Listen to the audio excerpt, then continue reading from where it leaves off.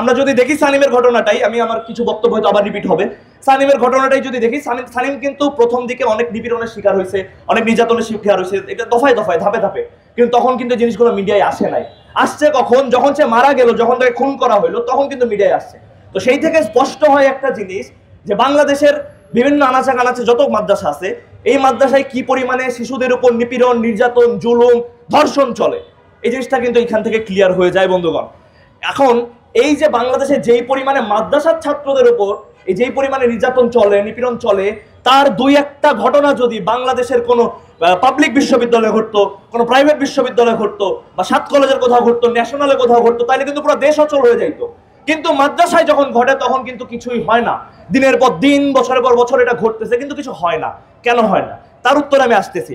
তার আগে জানতে হবে, মাদ্রাসায় একটা দম্পতি, একটা পিতামাতা কেন তাদের সন্তানকে মাদ্রাসায় দেয়? তার পিছনে দুইটা কারণ। এক হচ্ছে অর্থনৈতিক অসচ্ছলতা, দ্বিতীয়ত হচ্ছে এই অর্থনৈতিক অসচ্ছলতার কারণে পরিবারে আর্থিকভাবে কন্ট্রিবিউট করতে হয় বাবা এবং মা দুজনকেই, যার কারণে দুজনকে হয় চাকরি করতে হয়। আমরা গাজীপুরের শিল্পাঞ্চলে গেলে দেখবো শ্রমিক এলাকা এরকমই, যে বাবা মা দুজনকেই হয়তো আর্থিকভাবে কন্ট্রিবিউট করতে হয়, যার জন্য দুজনকে চাকরি করতে হয় বা অন্য কিছু করতে হয়, যার কারণে সকালে স্কুলে দিয়ে বিকালে ফেরায় আনার মতো এত বড় দায়িত্বটা তারা নিতে পারে না, যার কারণে মাদ্রাসা হয়ে গেছে তাদের জন্য একটা আস্থার নাম। কিন্তু এই মাদ্রাসার কর্তৃপক্ষ এই আস্থার জায়গাটাকে ব্যবহার করে মাদ্রাসাকে বানাই তুলতেছে একটা কৃত্রিম কারাগার। এই কারাগারে যখন আপনি ঢুকবেন, আপনার বাবা মা না আসা পর্যন্ত আপনার এই কারাগার থেকে কোনো নিষ্পত্তি নাই, এই কারাগারে কোনো মায়া মমতা নাই, এই কারাগারে ত্রাস করে বেড়াচ্ছে নির্মমতা। এই কারাগারে আপনি আপনার ছেলে মেয়ে বিকালে খেলতে পারবে না, এই কারাগারে ঠিকঠাক খাইতে পারবে না, আপনি ঠিকঠাক দেখা করতে পারবেন না তাদের সাথে, ছুটি না আসলে বাসায় নিয়ে যেতে পারবেন না, এরকম অনেক নানাবিধ জটিল সমস্যা আছে। এবং এই কারাগারে এরা নিপীড়ন করে বিভিন্ন রকম ম্যানিপুলেশনের কারণে, এরা শিশুদের বিভিন্নভাবে ম্যানিপুলেট করে। আমার পূর্ববর্তী বক্তা যেটা বলে গেল, এরা মারতে মারতে বলবে কি যে তোমার হুজুর যে জায়গায় মারতেছে ওই জায়গাটা জান্নাতে যাবে, জিনিসটা জাস্টিফাইড। এইভাবে এরা জাস্টিফাই করতেছে জিনিসটা নর্মালাইজ করতেছে। আমি কয়দিন আগে নিউজে পড়লাম যে এক ধর্ষক, এক শিশুকামী হুজুর, যে কিনা প্রত্যেকবার বলাৎকারের সময় তার যে শিক্ষার্থী ভিকটিম তাকে বলতো যে তুমি কাউকে বলবা না, বললে গুনাহ হবে। এই যে ধর্মশিক্ষা, এই ধর্মশিক্ষা যেখানে শিক্ষা দিচ্ছে, সেই শিক্ষক এই ধর্মটাকে ম্যানিপুলেশনের জায়গা থেকে এই যে জিনিসটা অপব্যবহার করতেছে। এরা তো ধর্মের কোনো ভালো কাজে আসে না বন্ধুগণ, এরা ধর্মের কখনোই কোনো ভালো কাজে আসে না, এরা ধর্মের নাম খারাপ করতে আসে বন্ধুগণ। এই যে ধর্ষক মাদ্রাসায় বলাৎকার করে বেড়াচ্ছে, এই ধর্ষক দেখবেন যখন ঢাকা শহরে অন্য কোথাও বা সারা বাংলাদেশে অন্য কোথাও ধর্ষণ হয়, তখন দেখবেন এই ধর্ষকরাই নারীদের পোশাক নিয়ে গবেষণা করে। এই ধর্ষকরা দেখবেন ধর্ষণের সময় ভিকটিম নারী অন্যায় পড়ছিল কি পড়ে নাই, এই ধর্ষকরাই সেটা গবেষণা করে। এই ধর্ষকদের কাছে ধর্ষণের থেকে সবচেয়ে বড়, এর থেকেও বড় পাপ হচ্ছে বেপর্দা হয়ে চলাফেরা করা। এই যে সেই ধর্ষকগুলা, এরাই মাদ্রাসার শিক্ষার্থীদের বাসায় বাসায় পাঠায় ভিক্ষা করতে। এবং এর থেকে দুঃখের বিষয় এই যে এই মাদ্রাসার শিক্ষার্থীদের নিয়ে একদল রাজনীতি করে, তাদের নাম কি হেফাজতে ইসলাম। তারা কি করে? তারা গুলি খাওয়ার জন্য এইসব নিষ্পাপ শিশুদের বুক পেতে দেয়, কিন্তু গুলি খাওয়ার পর তাদের রক্তের উপর দাঁড়ায় তারা খুনি হাসিনাকে কওমি জননী হিসাবে আখ্যায়িত করে। তাদের রক্তের উপর দাঁড়ায় তারা হচ্ছে খুনি হাসিনার থেকে, স্বৈরাচারী হাসিনা থেকে তারা জমি বুঝে নেয় বন্ধুগণ। আবার অভ্যুত্থানের পর তারা অনেক বড় বিপ্লবীর রূপ ধারণ করে। অভ্যুত্থানের আলাপ চলে আসলো বন্ধুরা। অভ্যুত্থানের পর দেখবো আমরা একটা গোষ্ঠীকে দেখবো, এই গোষ্ঠী আগেও ছিল কিন্তু এখন এদের কাজ কাম অনেক বাড়ছে। হ্যাঁ, এই গোষ্ঠীর নাম হচ্ছে তৌহিদি জনতা। এই গোষ্ঠী, এরা একটা মব। এরা কি করে? এরা করে ভাঙচুর করে, ভাঙাভাঙি করে। কেমন ভাঙাভাঙি করে? মন চাইলো বইমেলা একটা স্টল ভেঙে দিয়ে আসলাম, মন চাইলো নারীদের খেলা স্টেডিয়াম ভাঙচুর করলাম, নারীদের উপর হামলা চালাইলাম, মন চাইলো শাহবাগে নারীকে হেনস্থাকারীকে শাহবাগ থানা থেকে মব দিয়ে ছুটাই নিয়ে আসলাম, মন চাইলো 14 ফেব্রুয়ারি টাঙ্গাইলে কেন ফার্মেসি খোলা, ফার্মেসি ভেঙে দিলাম, মন চাইলো 21 ফেব্রুয়ারি কেন ফুলের দোকান খোলা, ফুলের দোকান ভেঙে দিলাম। কিন্তু এদের যা মন চায় তাই করে। কিন্তু বন্ধুগণ, এদের কখনো মন চায় না বাজার সিন্ডিকেটটা গিয়ে ভেঙে দিয়ে আসি বন্ধুগণ। কারণ আপনারা দেখবেন যেটা সবসময় বলে কি যে যেই হোটেলে, এরা তো ফতোয়া জারি করে যে যেই হোটেলে গরুর মাংস নাই সেই হোটেল নাকি হিন্দু হোটেল। 92% মুসলিমের দেশে প্রত্যেকটা হোটেলে নাকি গরুর মাংস থাকতে হবে, ভালো কথা।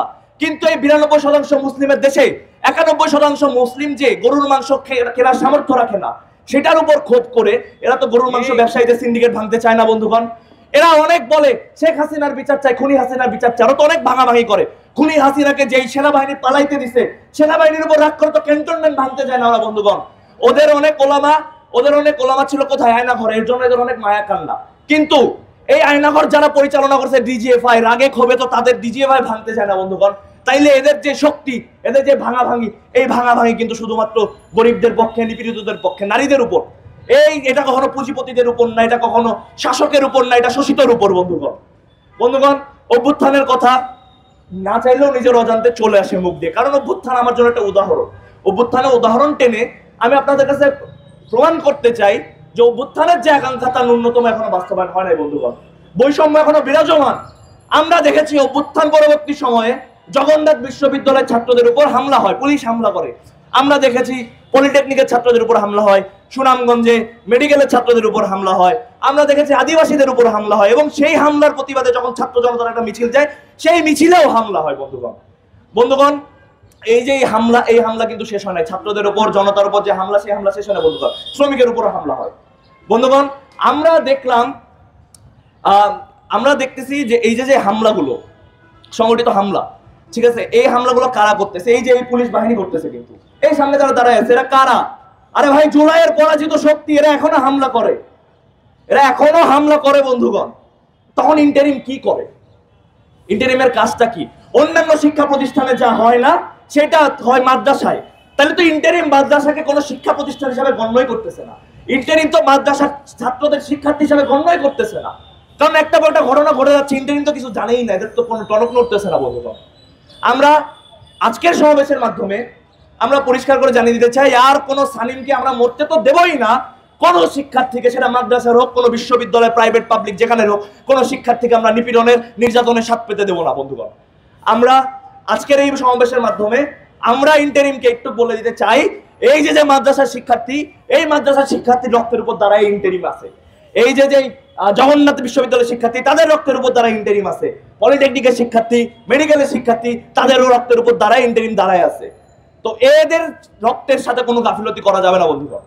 এই যে শ্রমিকদের উপর যে হামলা চালায়, এই শ্রমিকের রক্তের উপর, শ্রমজীবী মানুষের ছেলেমেয়েদের রক্তের উপর দাঁড়ায় আছে ইন্টারিম। এদের উপর কোনো হামলা চালানো যাবে না।